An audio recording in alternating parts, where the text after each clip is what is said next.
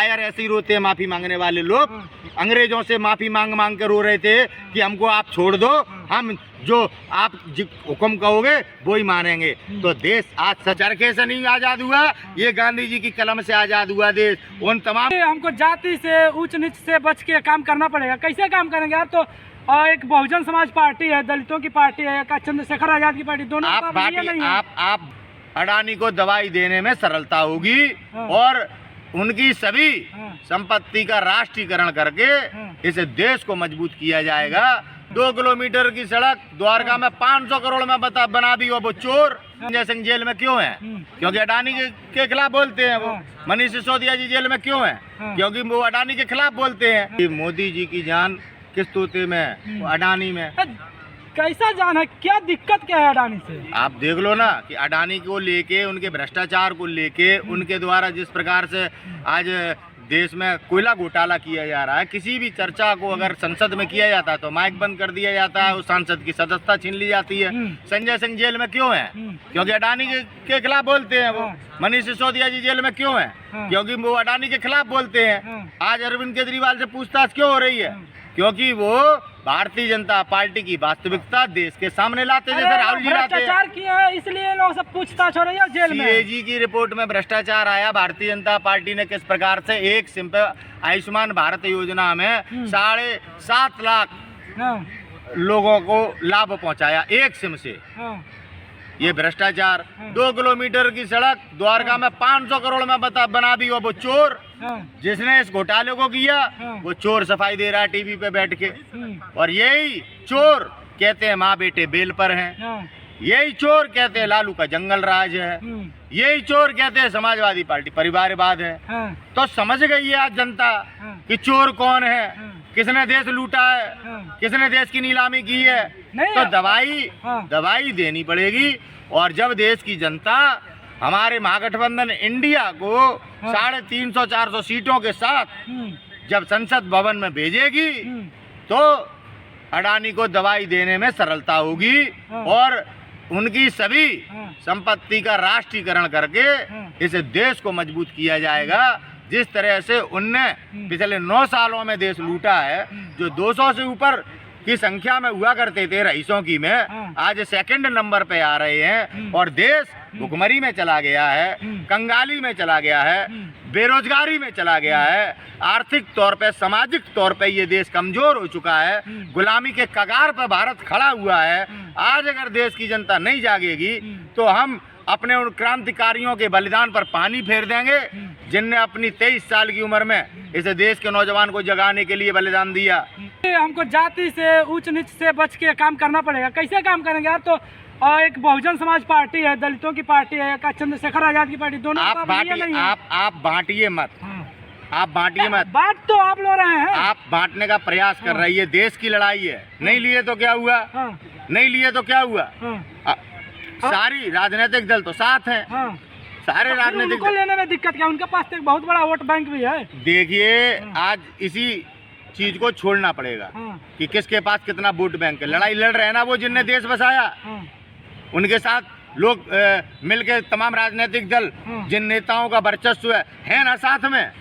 अगर आज कोई रह जाता है, क्योंकि लोग शर्त तो रख रहे हैं। आप कह रहे हैं कि कांग्रेस पार्टी देश बनाई थी, और किसने बनाया? आप बता दो। आप बता दो। अच्छा। आज जो तिरंगा आज चांद पे फहराया गया है, किसने नींव रखी? आज भी पता है वहाँ पे 4G का नेट दिया जा रहा है। और इस जो तिरंगा ये लहराया गया, इसमें सरकार ने क्या दिया? साइंटिस्टों ने अपने खर्चे पे तिरंगा चांद पे लहराया है। ये सच आप बताते नहीं, मीडिया बताता नहीं। वाहवाही सुन लो, वाहवाही लेने के लिए, मोदी की जय करने के लिए तलवे चटाई कर रहे हो आप लोग सरकार की। नहीं, आप बोल रहे हैं कि इस देश को कांग्रेस ने बनाया। कैसे बनाया? कैसे आप डिफाइन करेंगे? फिर सुभाष चंद्र बोस जी थे, उनकी आजाद हिंद फौज थी, चंद्रशेखर आजाद थे, कौन थे? आप देश को बांट रहे हैं। फिर आप महात्मा गांधी, जवाहरलाल नेहरू जी, आप सुभाष चंद्र बोस जी को आप अलग क्यों करते हैं? इनकी लड़ाई एक थी, एक साथ मिलकर लड़ी लोगों ने। इनने कभी एक दूसरे की आलोचना नहीं की। आप बड़े पढ़े लिखे आ गए देश में, कहाँ से ज्ञान लाते हो? क्या भारतीय जनता पार्टी के कार्यालय से आ रहे हो? गांधी जी पे वो टिप्पणी करता है जिसको जिसके घर में इज्जत नहीं करते लोग, 2 कौड़ी के लोग। है जिनने 10वीं पास किया नहीं, नकली मार्कशीटें पेश करके बाबा साहब के संविधान की आलोचना करते हो। अरे मतलब आप लोग फिर प्रधानमंत्री पर टिप्पणी करने लगते हैं, कुछ भी हो जाती है उनकी शिक्षा पढ़े नहीं है फिर भी देश चला तो रहे हैं, 5 ट्रिलियन की इकोनॉमी वाले देश बनाने वाले। वाह भाई वाह, अच्छा तभी कहते थे बढ़ेगा इंडिया, जीतेगा इंडिया। आज गुलामी का प्रतीक है, मतलब सेंस ऑफ ह्यूमर है या नहीं है? लोगों को कोई मतलब नहीं, क्योंकि इनने बनाया नहीं है, ये उजाड़ रहे हैं। कैसे नहीं आप कह सकते? बताइए, कांग्रेस ने नहीं बचाया तो किसने बचाया देश? ये बताओ आप। जब नेहरू जी जब नेहरू जी प्राइम सदियों से था और सिर्फ कांग्रेस ने नहीं आजाद कराया। बताइए, जब Nehru ji prime minister of India बने, आपके देश में क्या क्या था? खाने को तो पहले ही से नहीं थे, हम तो गुलाम थे। मतलब नेहरू जी के पास सोने की चिड़िया थी सर। एक घंटा की शब्दों से खेल रहा है। अगर सोने की चिड़िया होते, चिड़िया नहीं थी, अरे तो फिर गुलाम क्यों थे हम गुलाम क्यों थे? हमारे पास साला गेहूं खाने को नहीं और सोने की चिड़िया क्या बेवकूफ बना रहा है। जब हमारे पास रोटी खाने को नहीं, आजादी के बाद हमें अमेरिका से कांग्रेस की सरकार में रोटी खाने को नहीं मिला। कांग्रेस की सरकार का मतलब ऐसे कह रहे हो, सरकार के मतलब आजाद होते ही भुखमरी आ गई।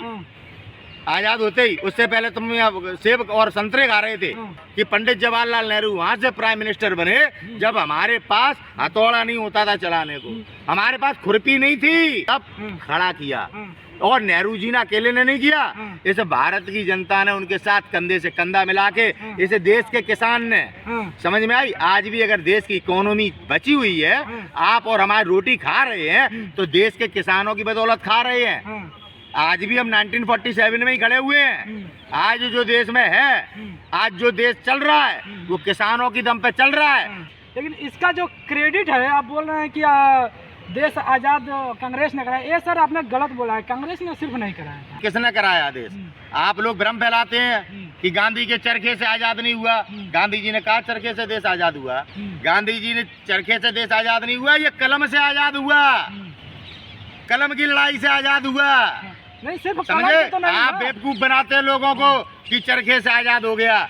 चरखे से नहीं आजाद हुआ, ये गांधी जी की कलम से आजाद हुआ देश। उन तमाम क्रांतिवीरों की कलम से आजाद हुआ जो लोग लड़ रहे थे, तलवारों से लड़ते आ रहे थे हम, मुगलों से, अंग्रेजों से। क्यों नहीं आजादी मिली? क्यों नहीं आजादी मिली? यहाँ पे जान दे जो लोगों ने दिया, उनकी वजह से आजादी मिली। जैसे कि आजाद हिंद फौज थी, सुभाष चंद्र बोस की। कैसे रो रहा था?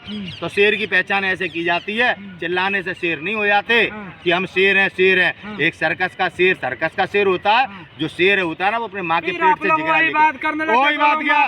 आजम खान रोया, आजम खान संसद में रोया, आज भी झूठे मुकदमे लगा के आजम खान को जेल में डाल रखा है, वो रोया।